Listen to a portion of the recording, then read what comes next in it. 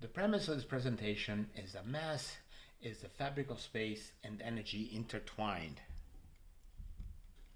Before I try to explain my reasoning, I will need to define mass the way we understand it today. I will review particles, waves, and electromagnetic energy. I will explore our belief in light as a particle and a wave. And I'll touch upon dark matter, which is what I call the space fabric. At the end, I will tie all these concepts together into a working definition of mass. So, mass is defined as a property of matter. And matter is anything that has mass, which is kind of a circular reason. It doesn't say what one or the other is. Relativity doesn't have a much better explanation because in relativity, mass is just energy. And what is energy? Energy is a property of matter. So you're back to square one. There are two kinds of mass. One is what we call inertial mass, how hard it is to move an object. The more mass it has, the harder it is to move it. And then there's gravitational mass, basically how two objects affect each other through gravity. Even though these two concepts are totally different, both quantity appear to be the same. If we go to relativity, there are also two kinds of mass. One is rest mass or invariant mass, and that's the kind of mass you measure in the same frame of reference with a balance. The second one is relativistic mass. That's a rest mass plus the increase in mass caused by the object's, I'm supposed to say velocity, it's actually acceleration, but we go with velocity.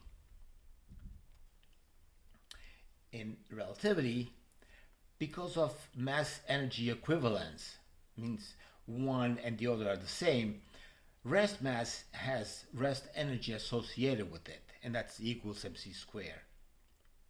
Conversely, and this is kind of important, conversely, anytime there's energy, we say there's mass. A new branch of physics called quantum mechanics looks at the atom itself, and even though electrons do have mass, most of the mass of the atom it's in the nucleus, and it depends on the energy that's in the nucleus. Remember, E equals mc squared. It also depends to a lesser extent on the quark's mass. The quark's mass doesn't quite fill the bill. And there's a little bit of mass given to the interaction between the subatomic particles and the Higgs field. So, if we look at the classical perspective of particles, material things are made up of particles, and particles are things that have a definite location in space, and they have properties including a half-life, density, size, mass, charge, color, and so forth. And among these particles, we include things like quarks, neutrinos, electrons, protons, photons, etc. These are the particles we talk about.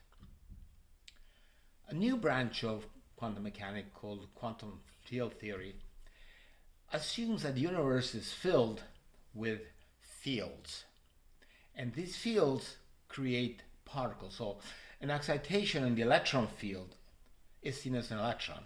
An excitation in the electromagnetic field is a photon. An excitation in the quark field is a quark. Excitation in the neutrino field is, we got the idea. So let's get off particle form a minute and talk about waves. Waves are energy going from one place to another. And there's two kinds of waves. There's transverse wave, where the motion of the medium is perpendicular to the wave motion. And then there's longitudinal waves, or sometimes called compression waves. In compression waves, the wave moves in the same direction as the medium. Is there a difference between the two of them? Well, what I did, I turned the longitudinal wave to its side, and then below it I put in a diagram of a transverse wave creating interference. And if you look at them, it's the same. There's dense, less dense, dense, less dense, dense, less dense, dense, less. It's the same thing. So what exactly is the difference between the two of them? Well, the difference is the transverse wave travels on the boundary between two media, while longitudinal wave travels inside or through a medium. Now we can talk about particles also and combining with waves. Imagine that you have a barrier down here and you're blocking this tube with air in it. That barrier has a hole in it. The hole is the size of an atom. So at the other end of it you put a particle detector, whatever that is. Okay? And you create a pulse going down. Eventually the pulse will reach the barrier and some of the atoms will go through. The question becomes, will the detector measure a particle or a wave?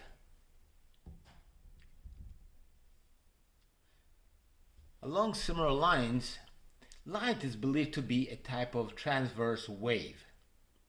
The problem becomes, when light hits a metal, electrons fly off, and Einstein received the Nobel Prize because of his work on what's called the photoelectric effect. And to scientists, the photoelectric effect proves that light is a particle, a photon. It's not just a wave, it can be a wave or a photon. The question is, could the photoelectric effect prove that when light collides with an electron, it behaves as a longitudinal wave, not a transverse wave? By looking at this thing here, it's a wave in here, but the detector measures a particle. But of course, if it's a transverse wave, it's a longitudinal wave, it needs something to be compressed. What? Well, could light be compressed dark matter? That's what I'm going at. You see, dark matter was noticed because it bent light around the galaxies. It seems like there's a lens in here. Actually, what it is a galaxy here, and the space around it is filled with dark matter, which bends the light, so you see things that are behind the galaxy. So, in a way, you can look at dark matter as being a halo around the galaxy. But if there's dark matter on the outside of a galaxy, there must be dark matter inside the galaxy. So maybe galaxies can concentrate dark matter. If we go back to a time before particles were created, before matter was created, we can safely say that dark matter was uniformly spread out throughout the universe. Question, does it still fill the universe? In other words, does dark matter surround us like water surrounds a fish? There's a website here on dark matter I put out a while back if you want to look at it. So, in the photoelectric effect, the detecting instrument is basically the electron itself. That's a very small detector. If you look at interference experiment, the size of the diffraction grating, that's in the range of the wavelength of light itself. So it's a rather large detector. So could the size of a detector tell us what we're measuring? Does light behave as an electromagnetic wave, a transverse wave, or a particle for electric effect, depending on the observation we're making it? Or does the light behave as a transverse wave or a longitudinal wave, depending on the size of the measuring instrument?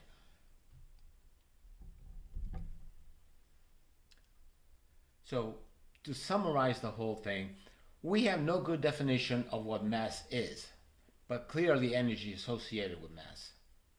There are two kinds of waves, but that depends on how the wave travels.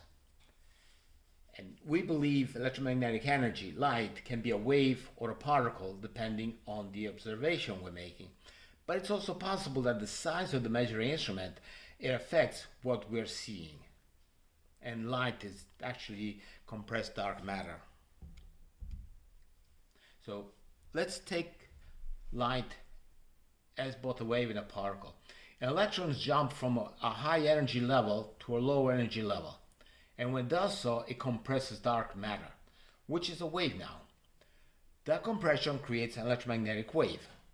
In this situation, the electromagnetic wave behaves as a longitudinal wave.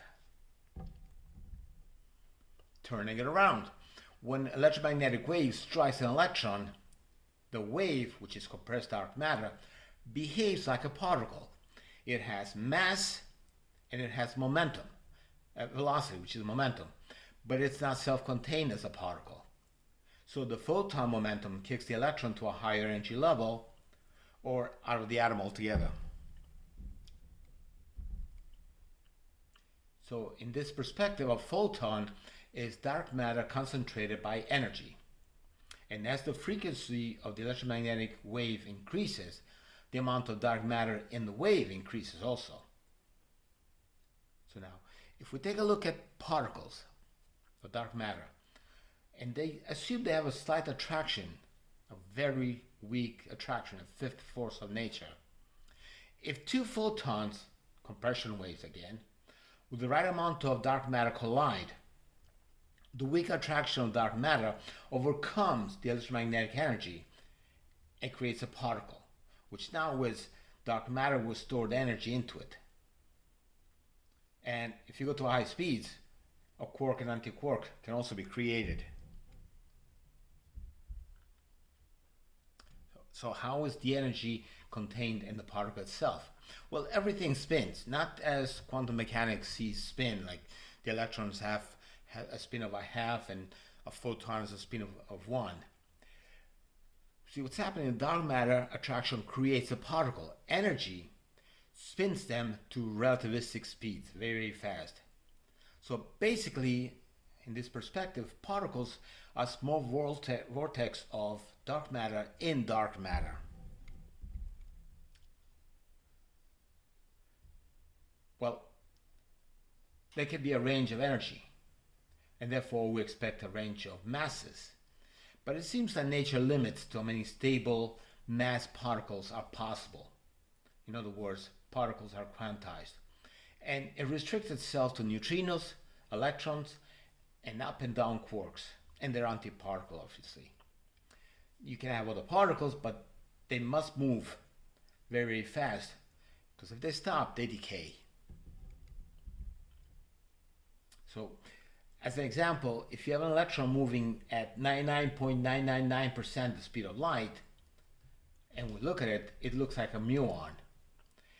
If muons slow down, they decay back to electrons and neutrinos. If you go to a higher energy still, faster still, we have tau particles. But the tau particles are just electrons traveling faster still. And if they slow down a little bit, they become muons. If they slow down some more, they become electrons. So basically, the electron is the only stable particle, light particle. In terms of quarks, the up and down quarks are stable. They're first generation quarks. If you put energy to those quarks, they change into different kind of quarks, second and third generation quarks. This energy can be added by increasing their velocity to nearly the speed of light. And like I said before, at high speed, you end up with quarks and antiquarks. When these second and third generation quarks slow down, they decay back to first generation quarks. So now, if you look at protons and neutrons. In the nucleus, the mass of quarks inside the protons and neutrons do not account for the mass of the nucleus. But of course, the protons and neutrons attract dark matter around them, which increases the mass of the nucleus. And this is where most of the nucleus mass comes from. It's not from some relativistic form of energy that's in the nucleus, but it comes from the amount of dark matter that's attracted by the nucleus. So, from this perspective, mass and energy are not just equivalent, but they are bound together. Mass is just dark matter and electromagnetic energy compressed into one.